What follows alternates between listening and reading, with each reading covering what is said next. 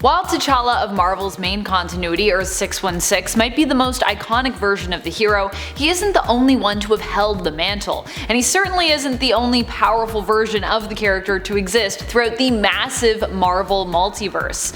Welcome back, Nerd Squad. Today we're going to be counting down the top 10 most powerful alternate versions of Black Panther. Let's get into it. Number 10. Kasper Cole. Kasper Cole is now known as the White Tiger, but initially we knew him as an alternate version of Black Panther in the 616 reality. Kasper Cole was created by Christopher Priest and Dan Fraga, and first appeared in the 1998 series of Black Panther in issue 50.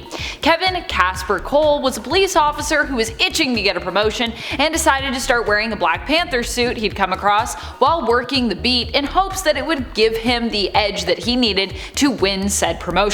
Instead, it only helped to bring him into the direct line of fire by his crooked lieutenant, Sal, who aimed to have him killed. Fortunately, the suit protected Kasper and saved his life. He was fired from the force but would continue to operate as the vigilante Black Panther in NYC, working to take down his crooked lieutenant. Kasper would be given a synthetic version of the heart-shaped herb, which grants him his superpowered, Black Panther-like abilities, and he also possesses, of course, all his training and skills learned from his job as an officer. Number 9. Earth 11080 Shuri. This alternate version of Shuri also becomes known as Black Panther. She first appears in Marvel Universe vs. The Punisher issue number 1 and hails from the alternate reality where a viral outbreak turns the world's inhabitants into feral, mindless cannibals.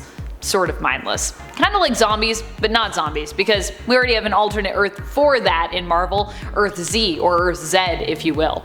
Although Shuri's fate remains unknown in this reality, what we do know is that while she was around, the feats that she seemingly accomplished trying to protect the uninfected and scientists searching for a cure were pretty impressive. It's unconfirmed that the Punisher kills Shuri, though it is left slightly implied in issue number 4. You get like a flashback and he's like looking at her while she's killing Bartrock, and it's like, he might be coming for her next, I don't know. And friends, before we move on to this next spot, if you are loving this list, if you want more Black Panther lists, I want to make more for you, please be sure to let us know by giving this video a thumbs up. Number 8.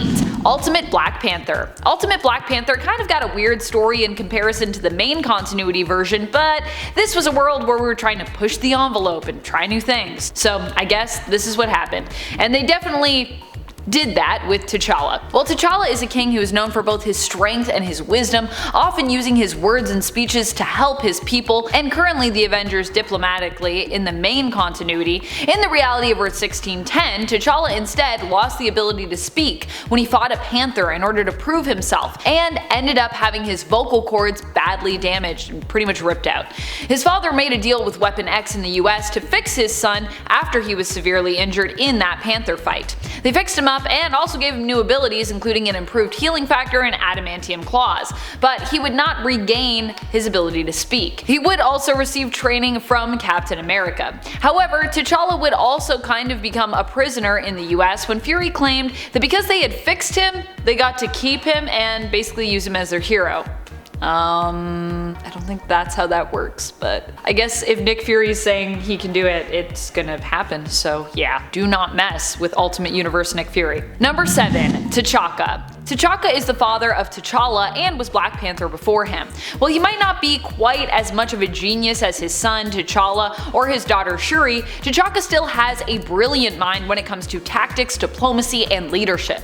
Like the Black Panthers who would come after and who came before him, T'Chaka had also ingested the heart-shaped herb, which granted him his superpowered abilities, including super strength and super speed. T'Chaka was also in peak physical condition and was an extremely experienced and skilled martial artist. Number 6. T'Chaka 2. Or T'Chaka II. This version of Black Panther comes to us from the Exiles Volume 2 out of 2009. He made his first appearance in issue number 1 of that series. T'Chaka II was named after his grandfather and is the all-powerful son of Storm and Black Panther from the alternate Earth of 1119. We haven't seen too much of him in the comics, but it's safe to assume he has the powers of Black Panther despite him going by the alias of just Panther.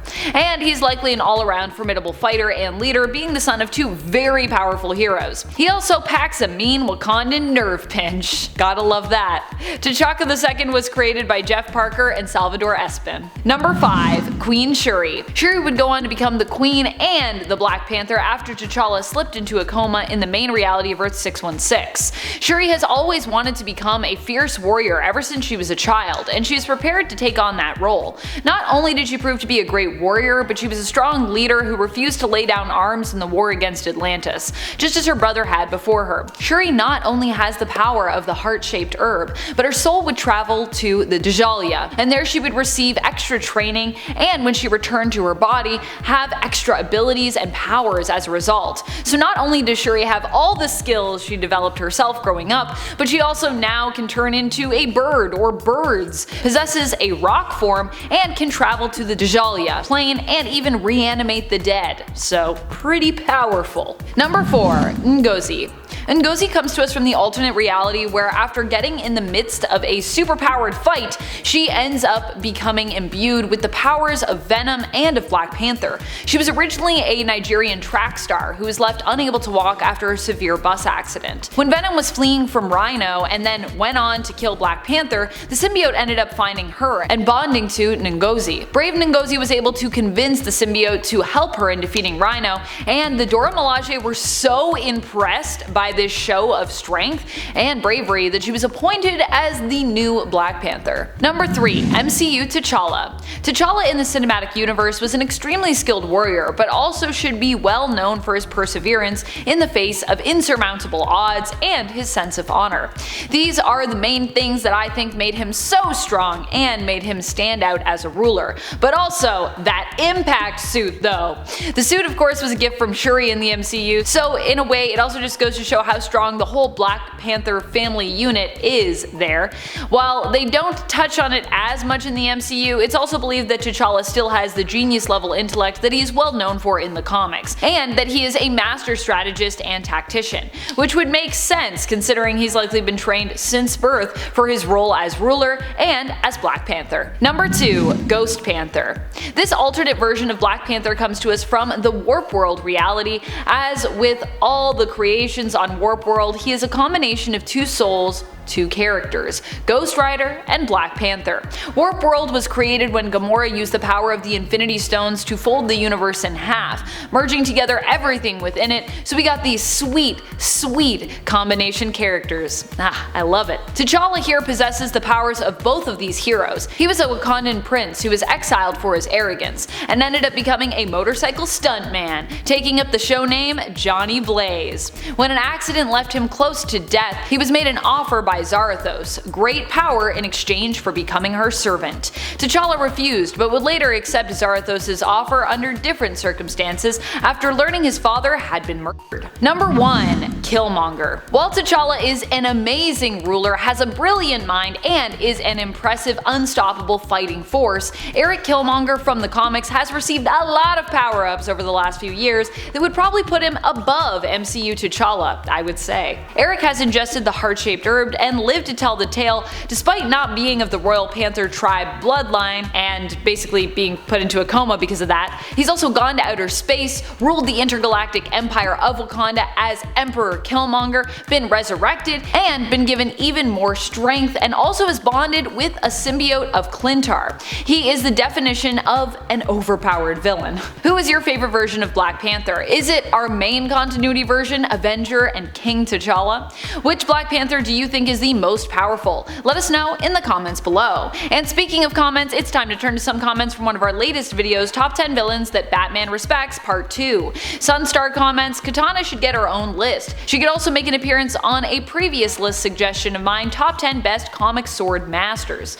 Yeah, she could definitely be on that list, and we should do a Katana list. What are we doing with our lives? Where is this list? Does it already exist on the channel? I don't think so. I don't remember it. K. Collier responds, it would be hard for Bruce and Slade to see eye to eye considering Slade only has one of them.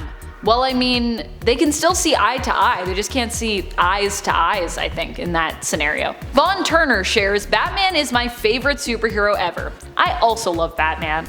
I usually say, in general, that he's my favorite superhero when people make me pick one, because Batman is, He's just amazing, and I've loved him since I was like a small child, so. And that's all the time we have for comments today. Be sure to comment below for a chance to have your thoughts and feels shouted out in a future video. This has been Top 10 Nerd, and I am your host Amanda McKnight, reminding you as always to stay nerdy, YouTube.